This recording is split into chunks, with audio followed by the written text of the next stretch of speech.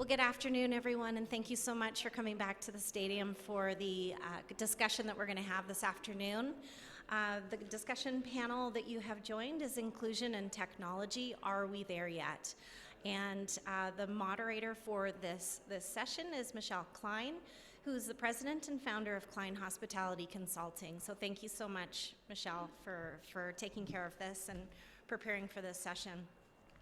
Now, these sessions aren't possible without the help and the support of our sponsors for the NHLA Technology Conference. So I want to take a moment to thank our title sponsor, Glistener. Many of you, when you came in today, went to the kiosks and you did the gamification, and were able to download the agenda for today onto your phone. That's a Glistener product, and we're really happy to have them here as our sponsor. In addition, we do have silver sponsors, including LG Electronics, Track and Protect, Secure Alert, Fortinet, React Mobile, and Boingo Wireless. So huge shout out to all of these companies for supporting us, in addition to all of the attendees that are here today in order to make this event happen. So without further ado, I'm going to hand over to Michele Kline to take you through the discussion. Thank you.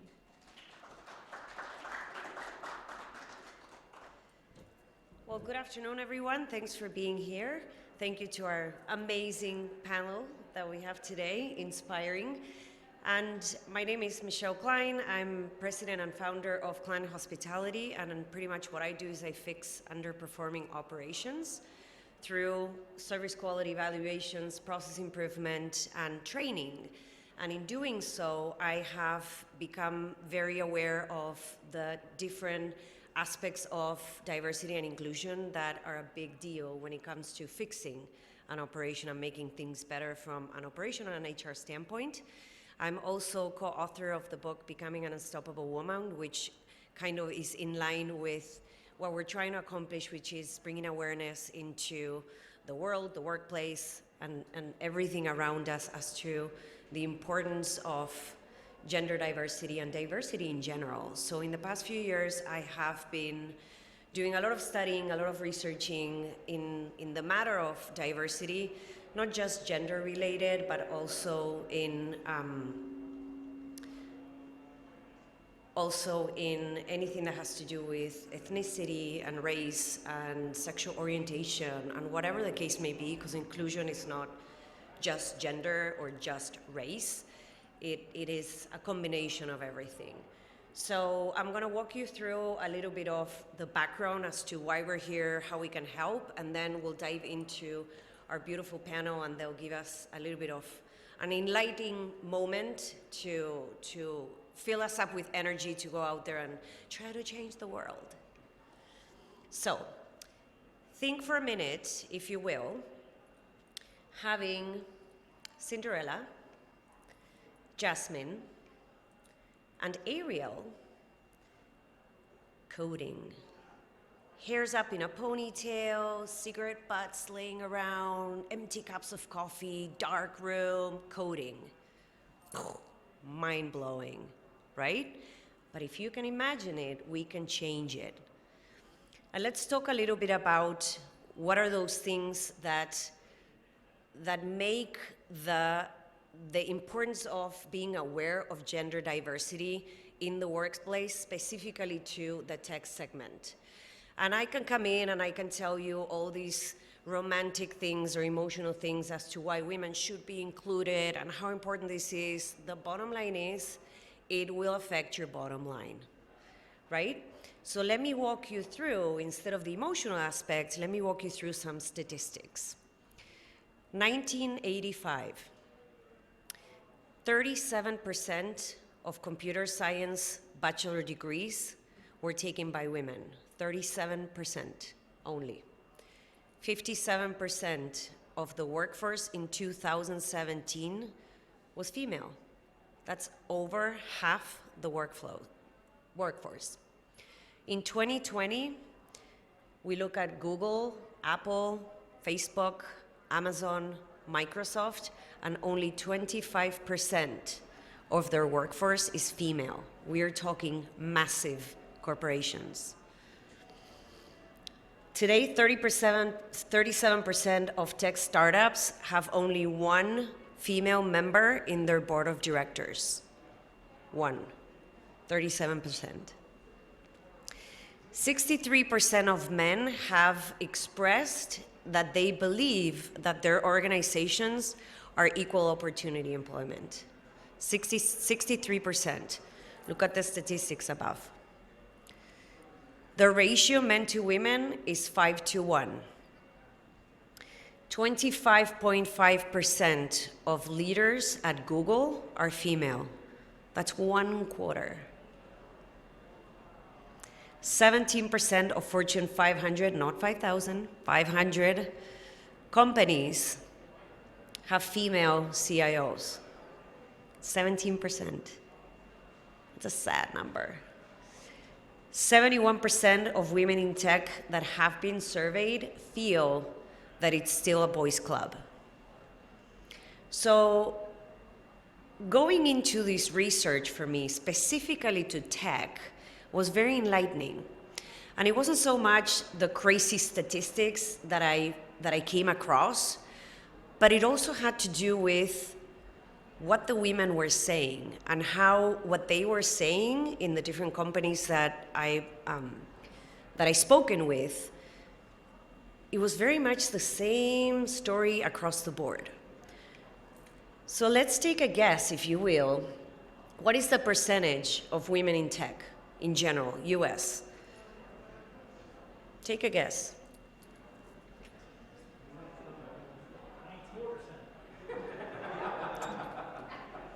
Wait, someone said 10% before. All right, let's see if he's gonna blow our minds. Craig said 19%. Wow.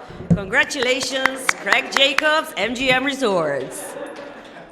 19%. We're laughing. Awesome. It's terrifying. It's a terrifying number. 19% of women in tech. So what can we do to change this? These are the companies that I've spoken with, because I figured I'm going to bring statistics to the table, and that's fantastic because you always want to support it with numbers. However, what are women saying? And I spoke with companies like Zappos, IGT, Scientific Games, Amazon, Agilicis, GLI, you name it. They were all saying the same thing. And this is executives, directors and above, whether they worked there before or they're there now. They all said the same things. And it not only started with the fact that women are usually less compensated than men, which is classic, but it also had to do with things like, I don't get invited to the happy hour because I'm a girl. I don't get invited to I'm never part of a foursome when we go out and hit balls. And let me tell you something, there's a lot of women out there that can play golf way better than any man, right? But you just don't get invited. My clients or my coworkers don't want to go out to dinner with me because I'm a girl. So those are the things that we have to start becoming aware of, just because it's everybody's job to make a difference, right? And at the end of the day, work is work. It doesn't matter if you're a girl, you're a boy, you're whatever it is. So let's make some introductions of our panel. I don't want to bore you anymore. That was just to get you warmed up. And Rachel, do you want to tell us who you are, what you do, who do you represent, apart from representing yourself, and how long you've been in the tech world? Sure. Rachel Ray, Boingo Wireless. Wow, sorry. Boingo Wireless. I'm the VP of Operations. And we design and build and operate wireless networks all over the country. And I have been working in the wireless technology telecom space for 20 years. Thank you. Parminder?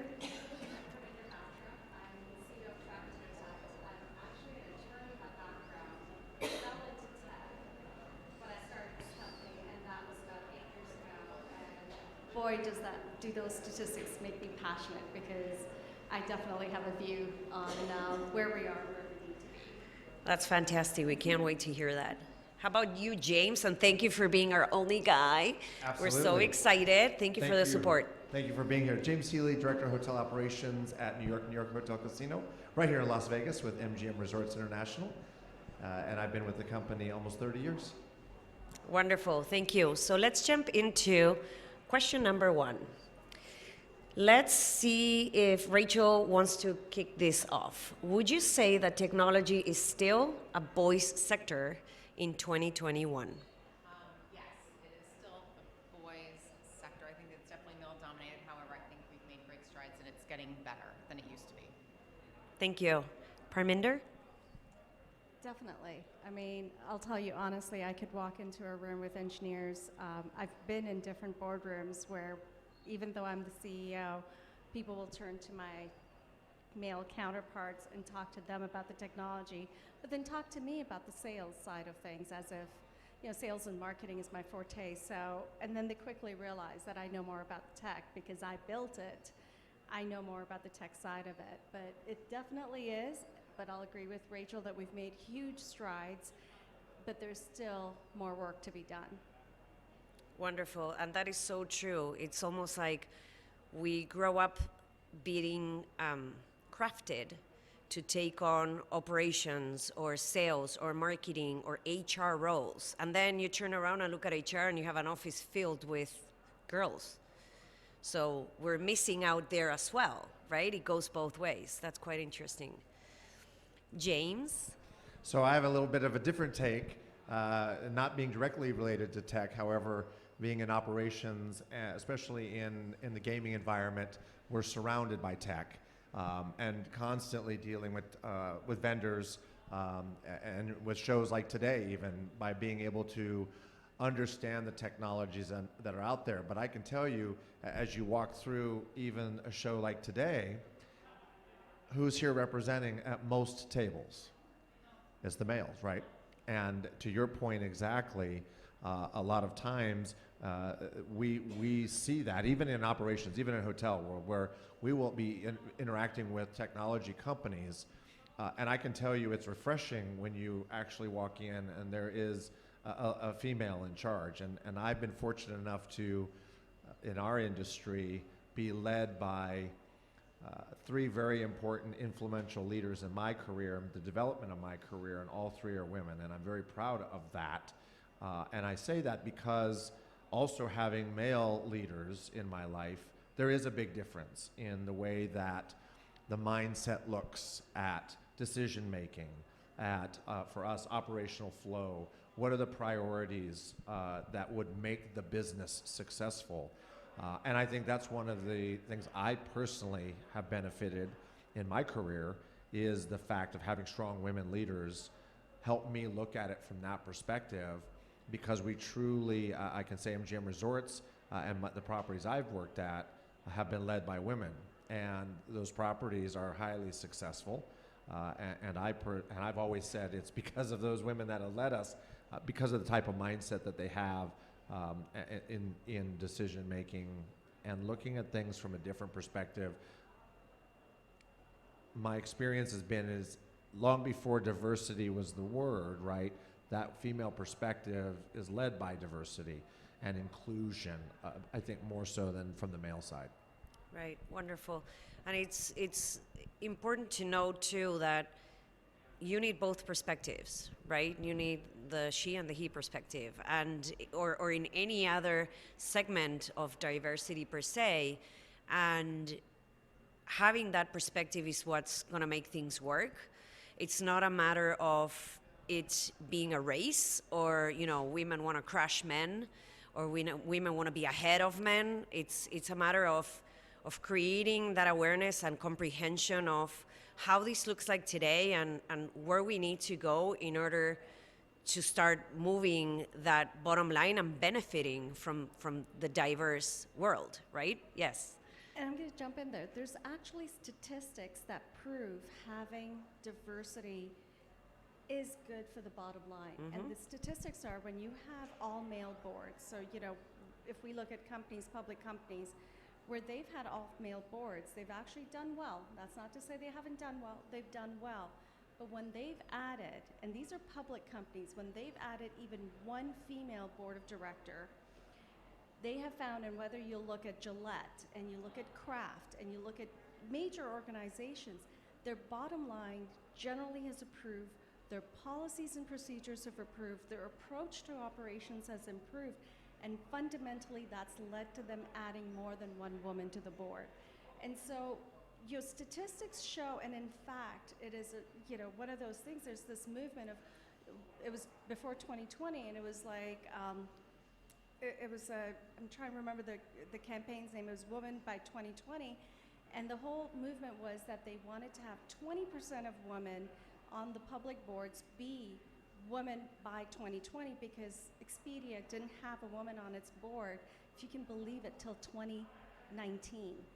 And that was Zillow did not. And there were campaigns against those public organizations that said, hang on, we need women on board. And in fact, it's good for your bottom line. So why is it that you're not looking for it? And the issue that becomes, so I'm gonna go a little bit deeper here, is that there's a reason it's good. And it's good because, as James said, it's the diversity around the table. You have, people like to have on the boards with same people that think the same way. When you have diversity, you look at different perspectives, you're actually representing the employees that work there. So the diversity of how people respond, you're able to get people to rise to the occasion because different point of views resonate with them. So that's number one, but why haven't we had women on boards? Is because boards will tell you, well, we've been looking, but there aren't women candidates there. And that to me, everyone who knows me knows I'm very candid. That to me is a cop-out. That's like saying people aren't applying for the jobs, and it's because we haven't created the environment. We haven't nurtured leaders in our company. So it starts right from every level. If we want to have a pool of candidates, we have to do our jobs and our teams as we build them so we can continue to elevate people, women, diversity, all up through the boards. And we need that. So that's my little spiel. Thank right you. there. And Yeah, if I thank you could for that. support that, I can tell you it was about 2000, 2001 at MGM Resorts where our chairman at the time, Terry Lanny, launched an entire campaign to the company of diversity. And back in 2000, again, it was 21 years ago, we were in a different place. And most people, including the employee base, felt that diversity meant the color of your skin. It did not mean everything, including gender, including sexual orientation. And as you said, right, to have a very colorful board or even leadership team or even just department has made MGM Resorts the success that it is today. Not because we have big, beautiful buildings that we can see out of the window right now, which are gorgeous, but what makes a company successful is the people of the company. And when you have that diversity in the workforce, in the mindset, in your leadership, you see things differently, you open up your mind, right? Nobody wants to walk into a candy store and it's all the same color and same flavor, right? How boring is that? Versus walking in to a company and seeing someone who's like me, right? As you were saying, build that up. And I think we have found that to be secret to our bottom line and our success. Again, we're a hospitality company, so that doesn't just relate to our employees, but also to our guests. When our guests walk into our buildings and they see themselves in these buildings, they feel comfortable to be there to spend their money, to stay, enjoy, and play. And that's also how we've been effective in out there recruiting. And you're right? It's very easy to say, well, there's just nobody of that applying. Well, there's nobody from the LGBTQ community applying. There's nobody from the Asian American community applying. Well, have you ever done a recruitment event at the Asian American Community Center? No, we haven't. Well, then maybe that's where we should start. And those were types of things that we looked at. Our chairman was extremely passionate and believed in his heart to heart about the importance of diversity and what it could do to make a business successful from all aspects of the business. That's very true. And I think that you both touched on inclusion, because diversity is a strategy. And it's, we can all think through it and power through a whiteboard session and come up with what are those ideas. But inclusion is creating that space that is going to make these people feel comfortable of coming in and actually applying and feeling like I will get that job, because this company can see beyond whatever it is that is in front of them. And also moving forward and changing your strategy when it comes to recruiting, like you were saying, James, where are you actually going into these different pockets of the community if that's what you're looking for? Because then the community will embrace the fact that you're doing this, that now you matter, you know, you see me, you hear me. And where I think that's really important in tech, right, is that if you look at what tech can do for all of our lives, if you are one-sided, if you have all males developing technology, looking at technology, how is that truly speaking to the world, right? Again, by having the diversity and thought of approach on taking a opportunity that sits out there and finding a solution to that. Well, you put a whole bunch of white males in a room, you're going to get one-sided thinking more than likely, right? And only one side of approach, versus having a female, particularly a female perspective that can help men sometimes slow ourselves down a little bit and really think through something and come up with a better solution at the end of the day. I couldn't agree more. And I'll share a little story. As I said, I'm not an engineer. I actually wanted to go become an engineer when I was a kid. My mom said, girls don't become engineers. And that's the era I grew up in. And so, she wanted me to be a teacher, and I thought I did too until I became an attorney, and moving forward, landed with starting this company. And when I started this company, not having a tech background, but building a tech product, I would go to the table and I'd sit, there were engineers sitting around, and I'd listen to them very carefully, and then I would say, I'm not an engineer, but can I ask this question? And eventually, there was my CTO at the time, who had worked with Motorola and everything. After I think about a couple of months of that, he said, can you please stop apologizing that you're not an engineer? Because you come in, and here we've been talking about, let's do it this way, and we got to do it this way, and we'll build it this way, and you scuttle everything because you're like, well, this is a very simple question, but why aren't we doing it this way? And his thing was, yeah, why aren't we? Because I brought a certain point of view to the table that helped them build the product. And I think we forget that. We feel like everyone needs to be an engineer to have input on tech. In fact, what we need more is the user feedback and saying, why aren't we doing it some other way to actually build a better product? And not just a better technical product, but a better product. And I think that's really where, as you said, you need to be able to embrace the feedback, and the feedback also needs to be diverse. Yeah, now I'm going to say I'm an engineer. That would drive me nuts that your mom would say that to you. She did. You're doing better with this thing than you did last time. Let's go to the next question. How much do you think the industry has evolved in this matter since you started? Rachel? So it's evolved a lot. I mean, I started in the telecom industry in the mid to late 90s. And when I was in engineering school, there were very few women. If, we were maybe less, had to be less than 10%. And my first internship, I was the only female RF engineer. My first job, I was the only female RF engineer. And as I grew in my career, I started to see more women sprinkled in. And a lot of them actually came from different backgrounds and moved into different parts of, engineering and operations in the wireless technology space. So it was great to see women, coming in. And then also I do a lot with the Society of Women Engineers, and to see the number of female students, both in high school and college, that are interested in engineering and STEM fields has increased significantly since I started my career over 20 years ago. And so I think it has evolved, and it's continuing to evolve. We still have a lot of work to do. Thank you. Parminder? I'm going to agree with Rachel, that there is an increase in number of engineers that are coming in, women engineers. But what we're not seeing is we're seeing a lot of engineers in the background, so to speak, in the software side and the back end. And if you ask the engineers on my team, well, they would rather not deal with the customers, or they would rather simply be. And I think what we need to do is actually, so while things have improved, even since the time my mom said girls don't become engineers, yes, things have improved. I think what we need to do is actually have them. And so I'm thinking about, there was a Cisco CIO, Padma Shri Warrior, I think it was her name. She was like one of the first engineer CIOs, right? And she was, then when she left, there was someone else. But we don't have enough technical leadership yet. And I think that's sort of the next push that we need to have, is to have women in tech, but also be women in tech leaders. And that's where I think then we'll be able to break that glass ceiling.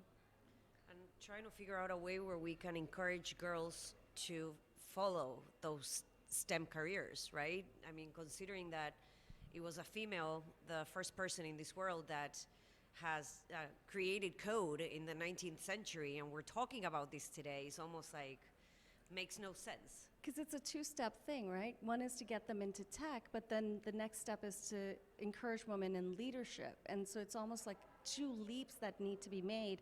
I think we've made one. Now it's time to make the next one as well to really have an impact. Saying what you want, like ask for what you want, right?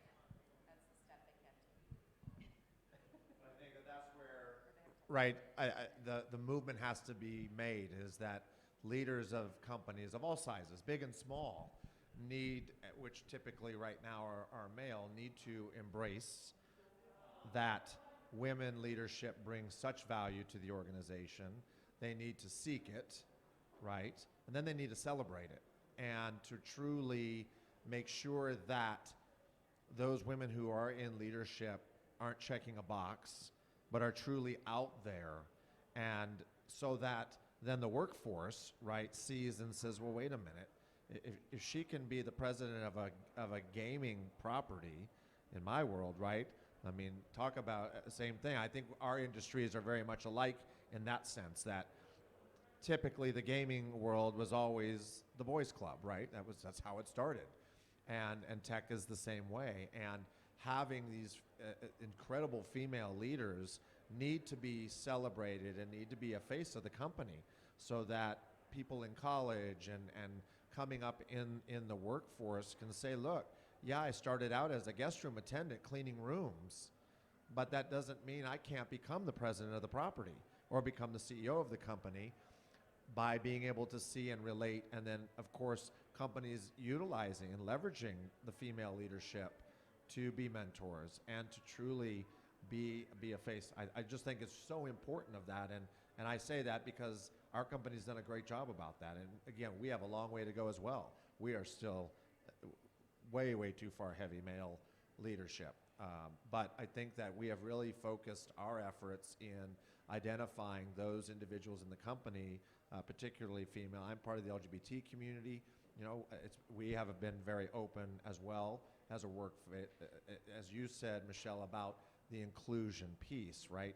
That's what truly is important. And I think for any company, if you can see, especially being in the line level and maybe have aspirations in the company, if you can see yourself, then you can be it, right?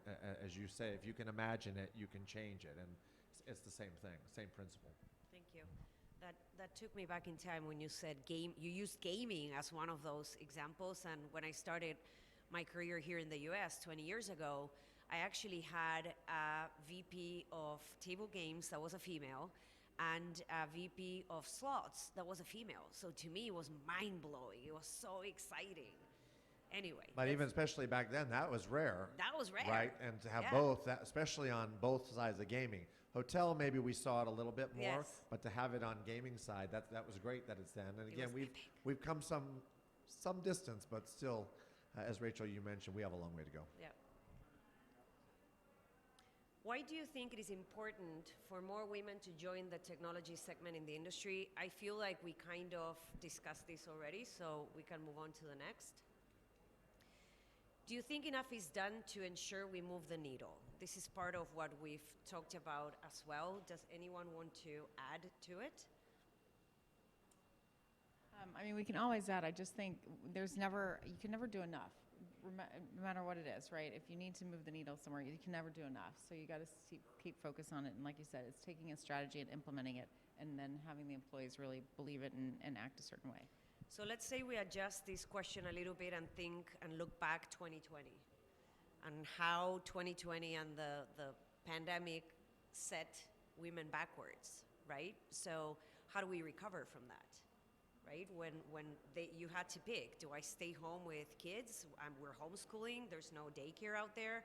Parents, perhaps, or grandparents are not helping right now because the families are split.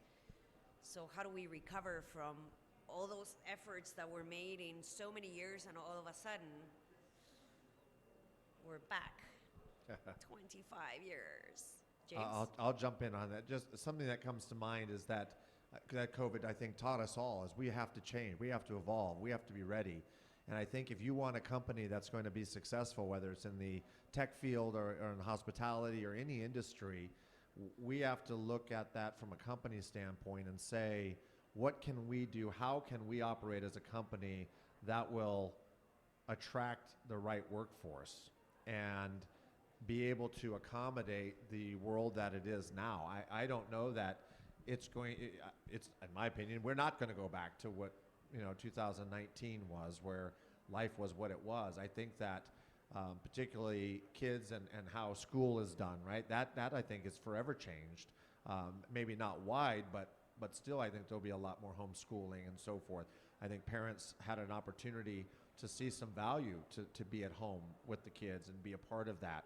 But then I think companies need to say, well, then how do we work around and change? And in the tech field especially, where so much of that can be from home, right? And how do we make the work appetizing to particularly women who we lost a huge, the numbers are low as it was, and I bet you if we were able to sample right now, and those numbers would be even more atrocious as to who is currently in because of the situation that COVID presented. And so, I think that companies, a lot of companies have the ability, especially in tech, to maybe make that work appetizing and be able to attract great talent, which now we've lost a lot of the female talent, and it's about getting them back. And I think companies have to be smart about that and not put their hands up and say, well, they got to choose. No. The company needs to choose, right? Do you want the talent or do you want to struggle? Because I think that's what's really going to happen if companies aren't smart enough to realize they've got to make the move, not just say, yeah, well, we're a great company. You should want to work for us and come into the office every day and work 14 hours a day. Parminder? I'm going to say that, to complement that or supplement that, I think what companies need to look at is what are the workers looking for, right? Whether it's female or male, what are they? And we're talking about female employees, and it's because of the fact that they've been disproportionately impacted with COVID, with childcare, and even beyond that. It's being a caregiver to parents if someone's been sick, and that they have taken the responsibility. And so if we want them to come back, and I use the word them, but if, being leaders of a company and wanting to invite people back, it's what do they need? And I think what we have is a really unique opportunity. We've seen that work from home works. So there are companies like Google, like Amazon that have said they were pleasantly surprised with how hard people worked when they were home during COVID, when pandemic first hit, and they were afraid that people wouldn't be productive, and they found people were really productive. And on the tech side, we can use technology to support us. And that means creating a remote environment, but it also means having flexible hours, right? Not expecting someone to be online between 9 to 5 if they have to support their child to be on a remote class and so on, because that's really hard to balance. The school hours won't change. But what can change is the hours that they can do calls, or maybe they can do connect with different people, or connect different means of doing this. And maybe it's not on-camera calls anymore. That's one thing, right? Because people feel like, oh, I have to clean my office before I get on the camera. Maybe we just just offer more flexibility. And I think if we really put a concerted effort, we can leverage the technology that's out there and make it conducive to people wanting to come back. Because financially, I can tell you, they want to come back. It's how can we make both their needs meet, and then really have it happen that way. Now, where technology can't support, like for hospitality, you can't have someone work from home and clean guest rooms, for example. Well, how do you bring them back? And that's something I think will really require original thinking here. We'll need to look at it and say, well, we need to, bridge the gap here. How can we use technology to help bridge that gap, to bring people back to work if they do need to come back to work? And I'll tell you, people who have kids, they want to get out of the house at least one day a week. You can have them back one day a week or twice a week. Trust me, people want to get away from their kids. But it's creating that environment of flexibility that I think will help bring the workers back, generally speaking, especially the women. Hashtag inclusion. Yeah. I also think we need to get away from the thought or the thinking that the women need to stay home and take care of the kids and the house and the family, and the men are the ones that are going to continue to go out to work, right?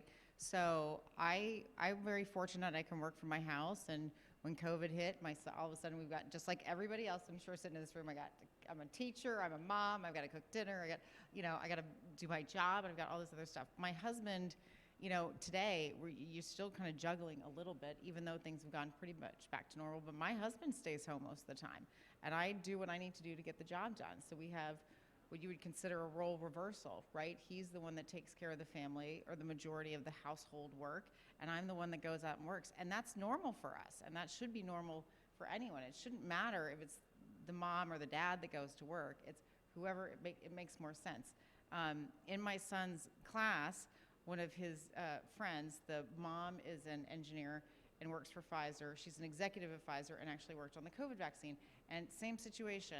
Their husband stays home and takes care of the kids in the house and Zoom and everything else that we had to do. And she was actively working on the COVID vaccine, right? So I think that's more than I agree, we need to make sure that we're more flexible and the workforce is going to change and all that. But we also need to get out of thinking that one gender stays home and one gender goes to work. Well, an interesting support on that, right, is as it's important to have female perspective in leadership, particularly, or in any position in a company, flip that. How cool is it to have some dads be at school with their kids helping the teachers, right, and out on the playgrounds and doing the bake sales and the carnival, and right, it's that role reversal that I think really gives everything a new perspective. And I think that it can work in both ways and really be beneficial to be either. And like you said, and it not have to be, we got to get out of this whole one size fits all. This has to fit in this hole and this has to, right? We need to be, and that's the inclusion piece, right? We need to be open to any and everything. And that will make life in general, but particularly success of companies, a lot more rich. Yeah, thank you for that. Let's move on to the next question. What have you done specifically to make an impact, to move the needle? So I'm one of the leadership members of Boingo Women. So we have an internal group to help younger women starting their career, and even women with lengthier careers, like to help navigate different challenges. I'm also a member of the Wireless Women's Leadership Forum, which is a national program in telecom and technology, and I'm an active member in the Northeast chapter. And then I can't think of the other things that I've done, but I know I have a bunch. Oh yeah, and I'm also a committee member of the New Jersey Wireless Association, and we just started a new committee to talk about diversity and inclusion, and I'm leading that for New Jersey Wireless. Thank you. James? I've been extremely active since Mr. Lanny had launched the diversity program. I'm a diversity champion, a warrior for our company, and obviously not a woman, but from the LGBT side, I feel that just as the two of you have shared your stories, and as you ask that question, comes to mind for both of you is what a role model you are. I mean, just the fact you're sitting here today sharing your stories of the success that you've created for yourselves is huge, right? And it's truly, I believe, and it's the same thing for the leaders I've had and my mentors, who have all been female, and celebrating that, and again talking about that, and really making sure that everybody knows that anything is possible if you really want it, and that we can't be thinking that this is a, only white men can be a CEO of a company. Well, that's silly, but unfortunately it's still what's portrayed out there. And yes, I am a white male, and I still would like to be the head of a company, but we should all have to earn it, and we should all earn it equally. And I'm a former state representative, and am a huge proponent of, we got to fix this whole wage deal and this crisis. I look at it as a crisis because it's keeping incredibly talented women out of some of these positions. Because why in the heck are you going to do it if you're not going to be compensated for what you're worth? Because there's so much, just as an individual human being, right? Why not be given the value of what you're worth, and having that compensated in a company fairly is ridiculous to me. And it infuriates me to watch Congress not be able to move on this, because how is that a difficult conversation? It should be fair and equal across the board. And so I hope one day we'll get there. We will. Harminder? So I'm involved in women in hospitality quite a bit, and I believe in empowerment, but I believe the empowerment begins at home, so to speak. So one thing I've done is always told my daughter, nothing is rocket science. You can choose not to be an engineer, but don't think you can't be an engineer. Those are two very different conversations. So anytime, whether it's girls in STEM or being involved in technical conversations, whether it's within our engineering group and promoting women, it's having that conversation of, where do you see yourself? What's the vision you have for yourself, and how can we support you get there? And one of the candid conversations I have is, I would love to have you stay with us forever, but I'm not going to sit here and believe that you'll be with Track and Protect forever, although we would love it.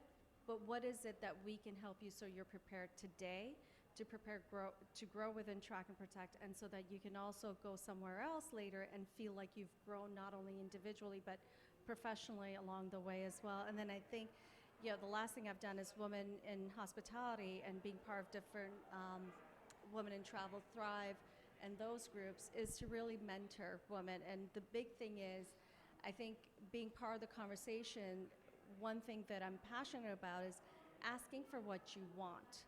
Because one thing as women and young women don't do is ask for what they want, whether it's a pay raise, whether it's negotiating a salary. It's like, well, I don't want to upset someone. And it's like, well, just let's have a logical argument about this. Can you write a few points down and have that conversation with your superior, but do it and articulate what you need and why you need it, and let them respond. Instead of feeling like you're pleading, it's how do you ask without sounding like you plead. And I think giving them those skill sets is something I'm passionate about, and to help them empower themselves, and hopefully they can pay it forward. Thank you for that. So our last question is, what advice would you give women that are trying to get into tech? And I think, Parminder, you answered part of that as well, but I don't know if James and Rachel have a thought on that. I think really it's just anybody. Even you can do whatever you want, right? Don't say just because you're a woman you can't be an engineer, or you can't do this, or you can do whatever you want. You just got to put your mind to it, right? I think we've all been taught that, or hopefully we all say that to our children. And that's what I'd say. And the other thing is speak up. Like, you need to, what you said, ask for your one. I said that earlier. It's just, you have to speak up, because you need to be we have a saying at Boingo, and it's you be your own advocate. You need to be your own advocate, because if you don't speak up and be your own advocate, it's unlikely somebody else is going to be your advocate. So. And dream big, and don't apologize for who you are. I like that. That's wonderful. So I think they're going to kick us out, so we're going to skip on questions from our audience. And just to wrap it up, a few things that we have to keep in mind when it comes to diversity in general, not just gender, but in general. It'll bring perspective, creativity, innovation, and it'll bring extra talent. So that's definitely going to hit your bottom line and move your profit forward. Thank you so much for being here.